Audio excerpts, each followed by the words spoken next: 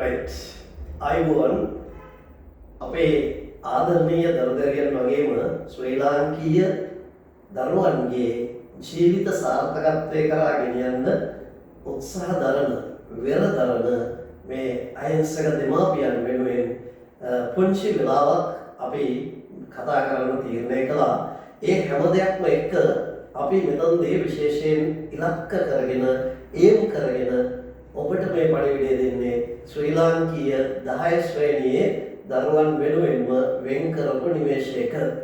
ඉතින් මම හිතන්නේ විද්‍යාව කිව්වහම 9 පන්තියෙන් 10 පන්තියට ඇවිත් මේ විද්‍යාව විෂය ඉගෙන ගන්න යනකොට බොහෝ දෙනෙක්ට මතුවෙන ප්‍රශ්නයක් තමයි 9 පන්තියෙන් 10ට යනකොට විද්‍යාවේ එකවරම විශාල පාඩම් ඒකක ප්‍රමාණයක් ඇතුළත් වීම.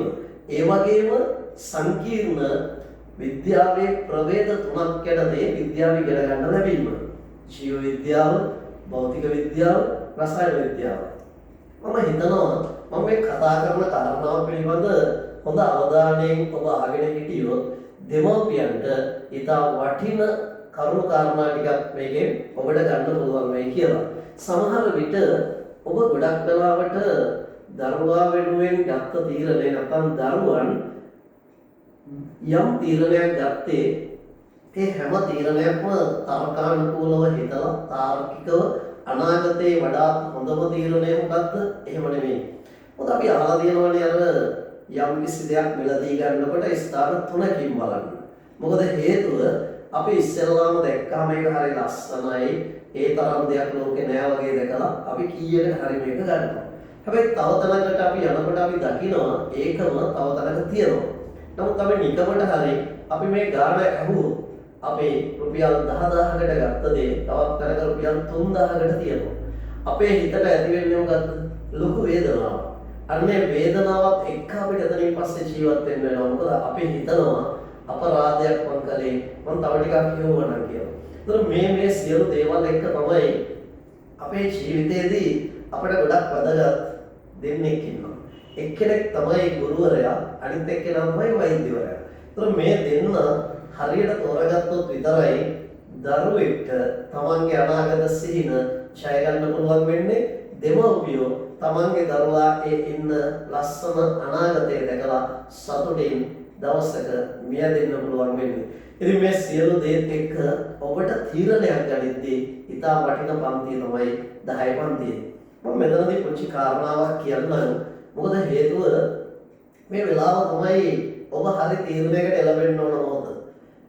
විද්‍යාව විතරක් නෙමෙයි ඕනෑම විෂයක දරුවාට උගන්වන්නට හතු පිපෙන්න පටන් ගන්න පන්ති ඕන තරම් තියෙනවා. හැබැයි මම මේ කතා කරන්නේ මේ ටියුෂන් ජීවිතය තුළ වසර 30ක අත්දැකීමක් එක්ක. එතකොට දරුවන්ගේ දෙමව්පියන් පවා ඉගෙනගෙන සමහරට අවුරුදු 30කට ආසන්න කාලයක් උගන්වනකොට ගුරුවරයෙක්ට පවතින්න බෑ කවදාවත් ඒ ගුරුවරයා නිවැරදි දේ කළේ නැත්නම්. එතකොට පරම්පරාවකින් ඊළඟ පරම්පරාවට උගන්වන්න හැකියාව ලැබිච්ච එක අපේ ජීවිතේ අපි ලබපු ලොකු වාසනාවක් වෙනවා. හැමෝම කිව්වේ දවසක මුණ ගැහිණු වෙලාවට අපේ දරුවෙකුත් සර් ඉගෙනුවොත් එතෙන් තමයි වන්නේ. ඉතින් එහෙම පණිවිඩ ඇහුණ හින්දා මම තීරණය කළා මගේ ජීවිතේ මම ලොකු වාසනාවන්තභාවයක් ඇති කරගත්තා. මොකද ඒ වාසනාව තමයි තවත් කෙනෙක්ගේ ආදරණීය වචන වලට, ගෞරවණීය වචන වලට පාත්‍ර වෙන්න පුළුවන් වෙච්ච එක. ඉතින් මම හිතන්නේ අර අපි වෛද්‍යවරයෙක් ළඟට යනකොට අපි බලාපොරොත්තු වෙන වෛද්‍යවරයා එතන නැත්තම් වෙන කෙනෙක් නම් එතන ඉන්නේ. සමහර වෙලේ පුද්ගලයා අරිට වැඩිය දක්ෂ වෙන්න පුළුවන්.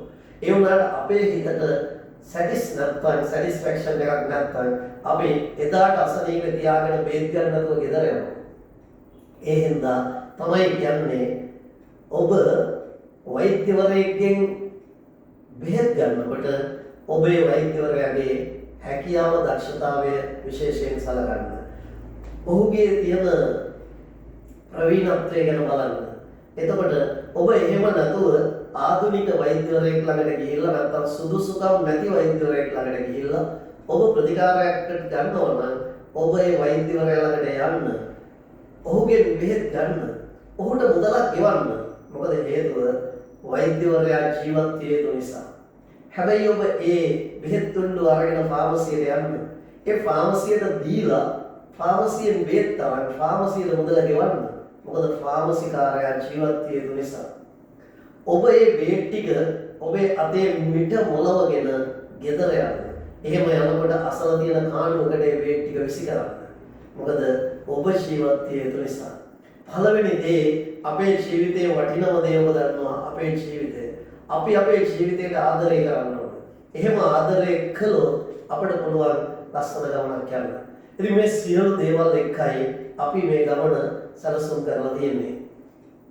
එක අවස්ථාවක මතකයි මම ඉරිදා උදේ පන්තියක් කරනවා. හැබැයි 10 ශ්‍රේණියේදී එක ගැහණු දරුවෙක් අපේ උදම්මිට සයන්ස් සෙන්ටර් ආයතනයේ ක්ලාස් එකේදී 10 පන්තියේ ගැහණු දරුවෙක් මගෙන් 9 පන්තියේ ඉඳලා ලස්සන ඉගෙනගෙන 9 ඉගෙනගෙන 10 ඉගෙනගෙන මේ කෙල්ල හරි දක්ෂයි පන්තියේදී නැගිටලා උත්තර දෙනවා. අපේ මයික් එක අතට අරගෙන පන්තියට බහින්න ලස්සනට කතා කරනවා. ඉතින් මේ ළමයා හරි ආසාවෙන් ඉගෙනගෙන ගියා. මෙහෙම ඉගෙනගෙන යනකොට ඊළඟ අවුරුද්ද 11 පන්තියේදී මගේ පන්තිය වැඩුණේ ඉරිදා උදේ. මේ ඉරිදා උදේ පන්තිය වැඩිච්ච වෙලාවේ ලොකු ගැටලුවක් වුණා. මේ අම්මා තාත්තා කිව්වා පුතේ ඔයා දිගටම දහම් පාසල් ගියානේ. ඒ දහම් පාසල් ගියේ හින්දා ඒකට යන්න වෙනවා. ඔයා වෙන විද්‍යාපන්තියකට යන්න. මේ ළමයාට දරා ගන්න බැරුව ගියා. මේ ළමයා කලන්තේ දාලා වැටුණා. හැබැයි ඊට පස්සේ මේ ළමයාට සිහිය එනකොට ඔබ දන්නවද ඒ දරුවගේ සාමාන්‍ය පියවි මතකයේ නැති බොඳ වෙච්ච මතකයකින් මේ ළමයා කියවන්න පටන් ගත්තා. කොහොම හරි යම් ප්‍රතිකාරම කරලා මෙයාට සුවපත් වුණා. හැබැයි මේ ළමයා අර කියන කිසිම දෙයකට ආසාවෙන් නෙමෙයි වැඩ කරේ කියපු හින්දා දහම් පාසලට ගියා. හැබැයි හැම මොහොතකම කිව්වේ මට මේ දහම් පාසල කොහොම ගියා මට යාළුවෙක්ගෙන් හරි නෝට් ටික ගෙනගෙන සර්ගේ සටහන් ටික මට ඉගෙන ගන්න ඕන කියලා යාළුවන්ගේ පොත් අරගෙන ආවිලා ලියන්න පටන් ගත්තා. මෙහෙම වැඩි දවසක් යන්න හම්බුනේ සති දෙකක් තුනක් විතර යනකොට මේ ළමයා නැවතත් අර විදිහටම කලන්තේ දාලා වැටෙන්න ගත්තා. ඊට පස්සේ මේ අම්මා තාත්තට කරන්න දෙයක් තිබුණේ නැහැ. ඇවිල්ලා මට කතා කරා සර් මෙන්න මෙහෙම දෙයක් තියෙනවා සර්ගේ වෙන දවසක පන්තියක් නැද්ද මේ ළමයා මාර ප්‍රශ්නයක ඉන්නේ. මම කිව්වා මට නම් වෙන දවසක් නැහැ. එච්චරයි තියෙන්නේ. ඒ දවස් විතරයි තියෙන්නේ. එතකොට මේ අන්තිමට මම ඒවා ඇයි කියලා. එතකොට මේ කාරණාව කියපුවාම මට තේරුණා මේ ළමයා අධික මානසික පීඩනයක සිටීමත් ඒ වගේ මානසික ආතතියක ටෙන්ෂන් එකක ඉන්නවා. ඊට පස්සේ මම ඒ අම්මා තාත්තට කියපු පළවෙනි සහ වැදගත්ම කාරණාව තමයි ඔබට වටින්නේ මේ ලෝකේ අනෙකුත් දේවල්ද ඔබේ දරුවද? ඔබ ඉස්සෙල්ලාම තීරණය කරන්න ඕන ලෝකේ අනිත් දේවල් ගන්න කලින් ඔබේ දරුවාගේ ජීවිතය ඊට වැඩිය වටිනවා කියලා. මේක තේරුම් ගත්ත අම්මයි තාත්තයි මගෙන් අහපු දේ මොකද්ද? සර් අපි දැන් මොකද කරන්න ඕන? ඔබ කරන්න තියෙන එක දෙයයි ඒ පන්තියට එන්න නම් ළමයායි කැමති වෙච්ච දවස් ආවම කරන්න දෙයක් නැහැ. 11 වසර පන්තියට එවන්න. එතකොට සර් දහම් පාසල් යන්න. මම ඒ පිළිබඳ තීරණය මට දෙන්න බෑ. නමුත් දරුවාගේ මානසික තලය වෙනස් වෙලා දරුවා සම්පූර්ණ විකෘති මනසක් ඇති වුණොත් ඒකට වග කියන්නේ කවුද? මේ ගැන තේරුම් ගත්ත ඒගොල්ලෝ අන්තිමට තීරණය කළා ක්ලාස් එකට එවන්න. හැබැයි වෙනකොට ඒ ළමයාගේ අර මනස තුළට ඇතුල් වෙච්ච ගැටලු සහිත දේවල් ගොඩාක් හිතේ තිබුණා. ඒ හින්දා මට සිද්ධ වුණා අපේ මනෝවිද්‍යා සායනය තුළදී මේ දරුවට වංශි මානසික ප්‍රතිකාරයක් කරන්න. අපි පොඩි බ්‍රේන් වොෂ් එකක් කරලා මේ ළමයා නැවතත් ඒ තිබ්බ තත්ත්වයට ගත්තා. එහෙම ගත්ත දරුවා ඉගෙනගෙන සාමාන්‍ය පෙළ විභාගෙදී ඒ 9ක් අරගෙන උසස් පෙළ ඒ 3ක් අරගෙන පේරාදෙණිය විශ්වවිද්‍යාලයට යනවා වෛද්‍ය පීඨයට. එතකොට මේ වෛද්‍ය පීඨය කරා ගිය මේ දරුවා අද වෛද්‍යවරියක් වශයෙන් වැඩ කරනවා. හැබැයි ඒ කොහෙද කියලා මට කියන්න පොඩි ගැටලුවක් තියෙනවා. මොකද ඒ උද්ගලිකත්වය පිළිබඳ මම ඔබට දැන් කතා කරපු නිසා. නැත්තම් මම හරි කැමති ඒ දරුවා උනත් අකමැති වෙන්නේ නැහැ මම කිව්වට නමුත් මම මේ පුද්ගලිකත්වයේ ගැන සිටිය යුතු නිසා මම ඒ ගැන සඳහන් කරන්නේ ඔබට තේරුම් ගන්න ඕන එක දෙයක් තියෙනවා අපි දැකලා තියෙනවා සමහර දරුවන් දෙමව්පියෝ බලෙන් ඇදගෙන යනවා පන්ති වලට අනේ බලන්නකො මේ ළමයා ඉන්නේ නැහැ කියලා ඇදගෙන ළමයා කෑ ගහනවා අම්මේ මට බෑ කියලා. හැබැයි ඔබ දන්නේ ඒ වෙලාවට ළමයාගේ මනසට වෙන ඩැමේජ් එක කොච්චරද කියලා. ඒතර මේ සියලු දේවල් එක දරුවාගේ ජීවිතයේ අනාගතයේ මේ සියලු දේ බලපානවා. පස්සේ බලනකොට ඇයි මේ වැදන් යන්නේ? ඒ අම්මගේ යාළුවෙක් තමයි පන්තිය කරන්නේ.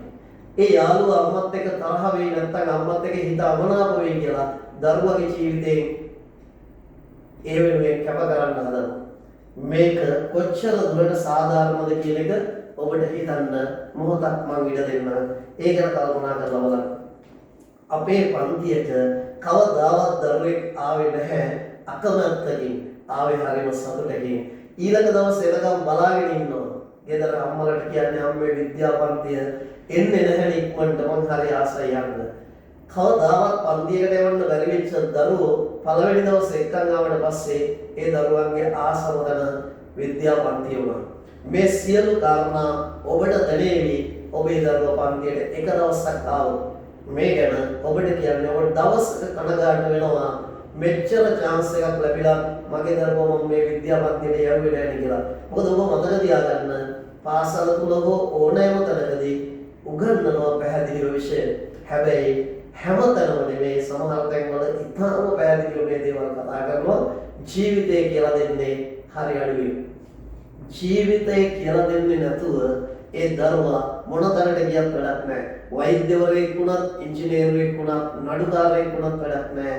ඒ දරුවාගේ හිතේ තියෙන්නේ කුහකකම නම්, ඒ දරුවාගේ හිතේ තියෙන්නේ පරාර්ථකාමීත්වය නම්, මෙලමයා හිතේ තියෙන්නේ ආත්මාර්ථකාමී බව නම්, ඒ හින්දා අපි හිතන්න ඕන එක දෙයක් තියෙනවා. මට ඕන රටට වැඩදායක මිනිස්සුන්ගෙන් හොඳ අහන මම බලාපොරොත්තු වෙච්ච දරුවෙක්. එහෙමනම් ඔබ කවදාවත් කැමති නැනේ ඒ දරුවා සමාජයෙන් බැනුම් අහනවට. ඒ දරුවාට ඇඟිල්ල දික් කරලා වැරදිකාරයෙක් කරනවා. එතකොට මේ හින්දායි අපි මේ පණිවිඩය ඔබට දෙන්නේ. මේ වෙලේ දෙමව්පියන් වශයෙන් හැමෝම ගත යුතු වැදගත් තීරණයක් තියෙනවා. ඒ දරුවගේ මානසික තලය සහ අනාගතය මේ සියලු දේ හිතලා ඔබ තීරණය ගන්න. අපි අද මේ දරුවෝ වෙනුවෙන් කතා කරන්න තීරණය කළා. ඒගොල්ලන්ගේ ජීවිතයේ ලස්සනම පටන් ගන්න O level ජීවිතයේ පළවෙනි පාඩම. ඒ තමයි ජීවයේ රසායනික පදනම. අපේ ජීවිතය මේ ශරීරය හැදිලා තියෙන්නේ පුදුමාකාර සංකීර්ණ ක්‍රියාවලියකින්. හැබැයි ඔබට මතකයි සමහර විට ඔබේ කුසට ඔබේ දරුවා ආපු දවස. ඒ දරුවා කුසට ආපු දවසේ ඔබ හිතුවා මගේ කුසේ දැන් දරුවෙක් ඇති. එහෙම යනකොට ඔබේ ශරීරයේ පුංචි වෙනස්කම් වලට ලක් වෙනකොට අම්මා කෙනෙක්ට දැනුණා මම දැන් අම්මා කෙනෙක් වෙන්න යනවා. ඒ පණිවිඩේ තාත්තට ගියාට පස්සේ තාත්තත් හරි ආඩම්බරයෙන් හිටියා මම දැන් තාත්තා කෙනෙක්. ඉතින් මේ ගෞරවනීය අම්මා තාත්තා කියන පදවි දෙක ලබන්න මිනිස්සෙක් වාසනාවන්ත වෙන්න ඕන. ඒ විදිහේ වාසනාවන්ත අම්මෙක් තාත්තෙක්ගේ දරුවෙක් වෙන්න දරුවෙක් වාසනාවන්ත වෙන්න ඕන. ඉතින් මේ සියලු දේ සිදු වෙන්නේ මේ ජීවය පවතින ශරීරයක් ඇතුලේ. අන්නේ ශරීරය ගැන කතා කරනකොට ජීවිතය ගැන කතා කරන්න ගොඩක් දේවල් තියෙනවා. අන්න ඒ ගැන කතා කරන්නයි අපි මේ ලෑස්ති වෙන්නේ. ඒ හින්දා හොඳින් අහගන්න දුවේ පුතේ ඔයාලා වෙනුවෙනුයි මේ වැඩසටහන ක්‍රියාත්මක වෙන්නේ. ඔබ දන්නවා ජීවයේ රසායනික පදනම කියන මාතෘකාව යටතේ මේ ජීවයේ රසායනික පදනම කියනකොට අපිට මතක් වෙන එක දෙයක් තියෙනවා. ජීවයේ රසායනික පදනම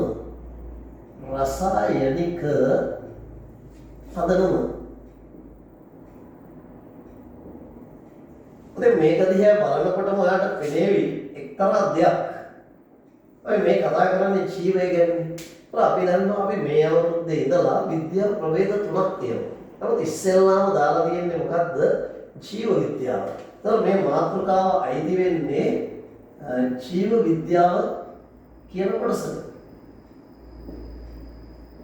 අපි සාමාන්‍යයෙන් මේකට කියනවා බයෝලොජි කියලා. ඔතේ මේක ඇතුලේ විද්‍යාව දෙකක් තියෙනවා. එකක් තමයි සත්ත්ව විද්‍යාව, අනිත් එක තමයි උද්භිද විද්‍යාව. සත්ත්ව විද්‍යාවේදී කතා කරන්නේ සතුන් පිළිබඳ. උද්භිද විද්‍යාවේදී කතා කරන්නේ ශාක පිළිබඳ.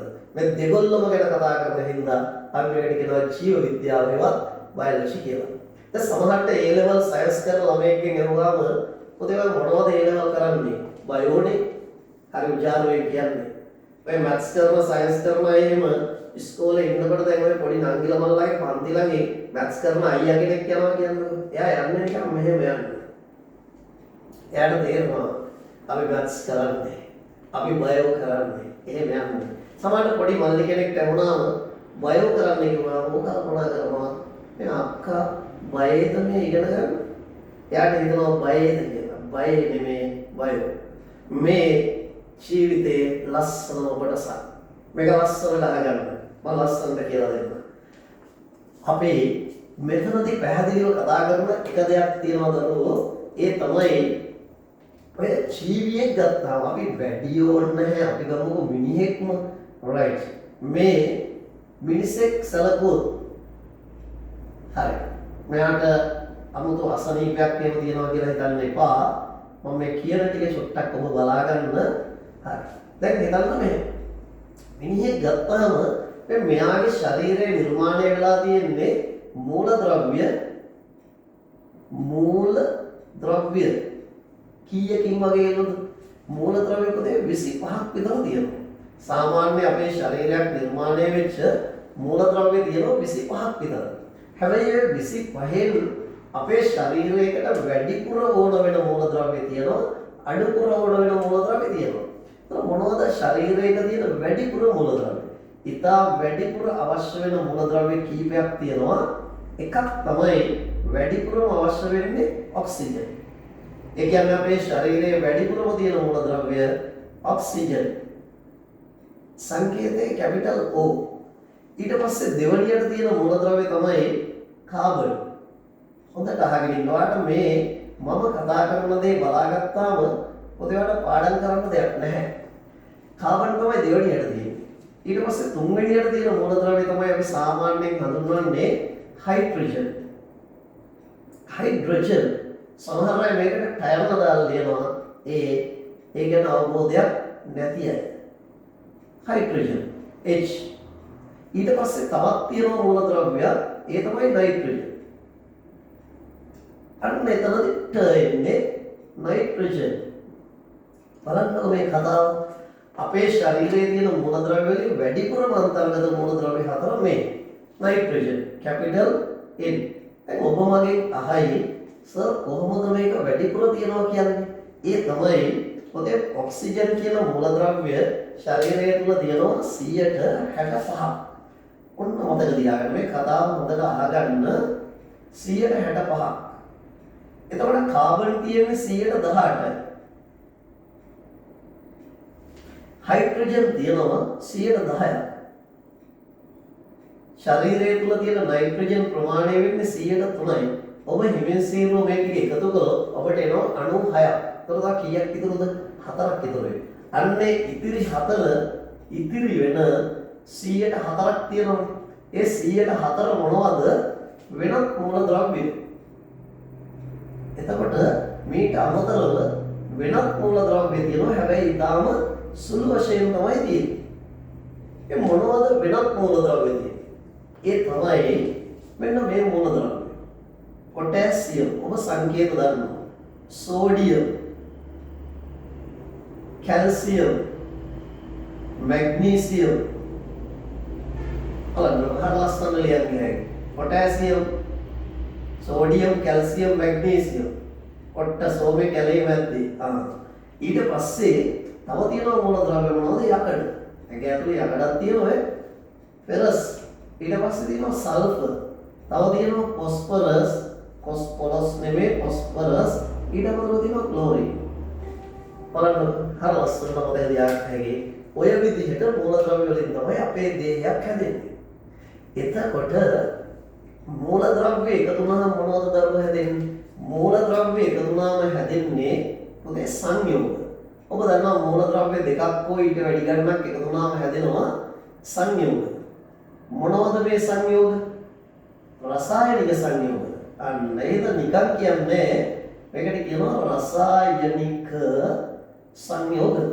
එතකොට ඔයාගේ ශරීරය ඇතුලේ තියෙන රසායනික සංයෝග වර්ග දෙකක්. අර ලස්සනයි මේ වැඩේ.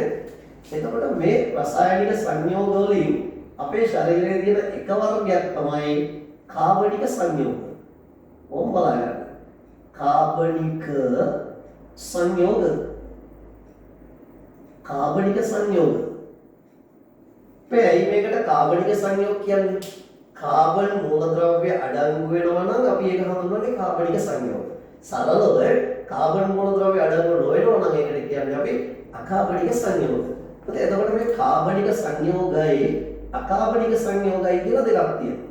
ඔන්න අපේ ශරීරයේ තියෙන රසායනික සංයෝග වර්ග දෙක. මේකට කියමු අකාබනික සංයෝග. බලන්න ඔය හරිය ලස්සන වැඩක්. දැන් මේ කාබනික සංයෝග අපේ ශරීරයේ පුදේ මාර ප්‍රයෝජනවත්. ඒ හින්දා කාබනික සංයෝග වලට අපි තව නමක් කියනවා මොකක් කියලාද? ජෛව අණු කියලා. අන්න අපේ ශරීරයේ හැදිලා තියෙන මොන අණුද? ජෛව අණු. අර ලස්සන වැඩක් ඈ. ඒ වගේ සංයෝග වර්ග කීයක් තියෙනවද? 4ක් තියෙනවා. අපිට මෙතන පොඩ්ඩක් ඉඩ මදි නිසා මම මේක චුට්ටක් යටින් ලියන්න. ඊට කලින් දැන් මොනවද කාබනික සංයෝග 4 නැත්නම් ජෛව අණු 4? අපේ ශරීරය තුල තියෙන ජෛව අණු 4 තමයි එකක් හොඳටම ගන්න. කාබෝහයිඩ්‍රේට්. ඔන්න ඒක. පළවෙනි කාබනික සංයෝගය තමයි කාබෝහයිඩ්‍රේට්. ඊට පස්සේ දෙවෙනි එක තමයි ප්‍රෝටීන්. මෙහෙම අණු පිළිවෙලක් නැහැ. ඉතින් මේක ඕන විදිහට කිය හැකියි. ප්‍රෝටීන්. ඊට පස්සේ තුන්වෙනි කාබනික සංයෝගය තමයි ලිපිඩ කියලා කියන්නේ. ලිපිඩ. ඒක බලන්න ඉන්න. ඊළඟට හතරවෙනි එක තමයි පුතේ මේක හරි වැදගත්. මේක අපි ලස්සන කතා ටිකක් කියනවා නියුක්ලියික් අම්ල. නියුක්ලියික් අම්ල. දැන් ඔය කියන්නේ මරණ පරීක්ෂණ. ඒ සමහර ඒවාදී සමහර දරුණු අපරාධකාරයන් අල්ලගන්න වැටලා තිබුණ ලේ බිඳුවක් ඉස්සකියා ගහක් ඊට පස්සේ දත පොරවදින්න ගිහිල්ලා දත ගැලවෙනවා. දත දාලා මිනිහා දුවනවා. දත අරගෙන ඉවරලා දත චෙක් කරලා බලලා තීරණය කරනවා මෙයාගේ වයස හරියටම කීයද? දතෙන් පුළුවන් කියන්න අවුරුදු 42 කෙනෙක්ගේ දත. කොහොමද ලෝකෙ දියුණුව? ඒක තමයි අධිකරණ වෛද්‍ය විද්‍යාව කියලා කියන්නේ. මම ඔයාලට අධිකරණ වෛද්‍ය විද්‍යාව කරන අරුණ පුදුම දේවල් ටිකක් කියන්න. දැන් හිතන්නකෝ ඉදිරියට විස්තර කරලා දෙන්න. කවුරු හරි කෙනෙක් බෙල්ල වල දාගෙන මරනවා. කෙනෙක් බෙල්ල වල දාගෙන මරනවා. හැබැයි කොහොම හරි දැන් බෙල් එල්ලිලා ඉඳලා දැන් වැඩිලා බිමුණා. කවුරු හරි එනවා. දැන් ලණුවක් බෙදලා තද වෙච්ච එකක් තියෙනවා. දැන් ප්‍රශ්නේ හරියටම හොයාගන්න ඕන මේ මිනිස්සයා විසින් එල්ලුණාද නැත්නම් වෙන කෙනෙක් එල්ලුවද නැත්නම් මරලා එල්ලුවද? වැඩ ගොඩක් තියෙනවා. ඔයා කියන්නේ පොන්චි ක්‍රම කීපයකින් හොයන්න පුළුවන් මෙයාව කවුරු හරි කෙනෙක් එල්ලන්න කලින් මරලා උඩ එල්ලුවද නැත්නම් එල්ලීම නිසා මරනවද? එහෙම නැත්නම් මෙයා විසින්මද මේක කරගන්නේ නැත්තේ? ඒතර මේ වගේ දේවල් හොයන්න පුතේ තියෙනවා හරි ලස්සන ක්‍රම. ඒවට තියෙනවා DNA පරීක්ෂණ තියෙනවා. විවිධ විදිහේ තර්කානුකූල ක්‍රම තියෙනවා. මම ඔයාලට ඒවා කියලා දෙන්න. එකින් එක මේවා අහන්න හැම තැනම හම්බ වෙන්නේ නැහැ. ඒ නිසා මේ රැඳිලා ඉන්න අපිත් එක්ක ඔබට පුළුවන් ජීවිතේ ලස්සනම තැන් ටික දකින්න. මේ බලන්න මෙන්න ජෛව අණු ටික. ඊට පස්සේ තියෙනවනේ දැන් මේ අකාබනික සංයෝග. මෙන්න දෙවෙනි එක. බලන්න මේක අකාබනික සංයෝග.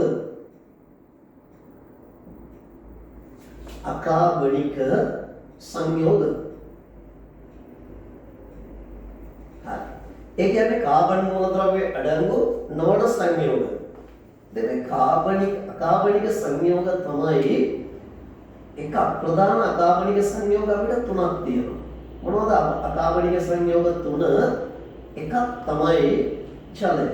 මේ තමයි ලෝකේ අපි භාවිත කරන ප්‍රධානම අකාබනික සංයෝගය. එක දවසක් හරි වතුර ටිකක් නැති වුණොත්, ගෙදර ලිදේ වතුර නැති වුණොත් කොච්චර දුක් විඳිනවද පොණ්ඩ වතුර ගේන්න, නාන්න. ඒක එක. ඊට පස්සේ සමහරට ටැප් වලින් එන වතුර, පාරෙන් එන වතුර ලයින් එක දවසක් නැති වුණොත් සමහරට টয়ලට් ගිහිල්ලා හොදන්න නැතුව එනවා. විවිධ දේවල් කරනවානේ. හැබැයි සමහරව නාන්න නැතුව ඉන්නවා. ඒ සියලු දේ ජලය. දෙවෙනි එක khනිජ ලවණ. khනිජ ලවණ. ඔන්න තමයි. අනිත් එක තමයි අපේ ශරීරයේ තියෙන වායු, ඔක්සිජන්, නයිට්‍රජන් වගේ වායු වර්ග. දැන් ඔයාලට පේනවද මිනිහෙක්ගේ ශරීරයක් හැදිලා තියෙන්නේ මූලද්‍රව්‍යයක් තියෙනවා. මූලද්‍රව්‍ය එකතු වෙලා කරන සංයෝග. අපේ ශරීරයේ සංයෝග වර්ග කියනවා දෙකක් තියෙනවා. කාබනික සංයෝගයවත් ජෛව අණු තියෙනවා ප්‍රධාන හතරක්. ඊට පස්සේ අකාබනික සංයෝග තියෙනවා. දැන් මේ පාඩමේ අරමුණ මොකද්ද?